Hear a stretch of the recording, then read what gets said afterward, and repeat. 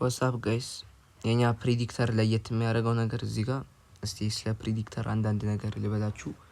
ለምሳሌ ነው 128 ብር አለኝ ለሙከራ ነው በ50 ብር። እስቲ አንድ ወድ ላይ የሚገጫችሁ የተገጫችሁ የሚያስቸግራችሁ ሰዎች ካላችሁ አንድ ወድ ላይ ፕሌይ አለው አይገጨኝም ካሾት። አሁን በፈለግከው ሰዓት ብትሄድ አይገጨኝም ካሾት ማለት ይችላል። አሁንም ቤት አይገጨኝም ጋይስ ምንም ቤት አንድ ወድ ላይ አይገጨኝም። እዚህ ጋር እንደምታዩት ካሾት ማለት ይችላል። አንድ ወድ ላይ ምንም አይገጨኝም ካሾት ማለት ይችላል። ሁለት ወድ ላይ እንደዛው ነገር ነው ብዙም አይገጭም።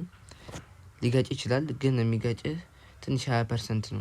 እስከ 3 ወድ ይላልው 5 ወድ በኋላ ትንሽ ሊከብድ ይችላል። 5 ወድ ይጃለው እስቲ 9 ወድ ይገጭኛል ካሾት ማለት ይችላል። ጀስት ለሙከራ ስለሆነ እዚህ ጋር አንድ ወድ ይሄድን ካሾት ማለት ይችላል። በትልቅ ብር ለምሳሌ ሻውን ዝም ብለን በ32 ብር እንግባ 32 ብር እንግባ። እስቲ አሁን እዚህ ጋር እንደምታዩት 0 ብር ነው የቀረኝ ካሾት እላለሁ። በዚህ ሜዳለው ካሾት እላለሁ በ232 ብሩ። እዚህ ጋር ተጠንቀቃችሁ ሜዳ ያለባችሁ ይገጨኛል ኦልሞስት ሁለት ወድ ላይ ብቻ ግን እስቲ ያው ከፍተኛ ብር ማድረስ ትችላላችሁ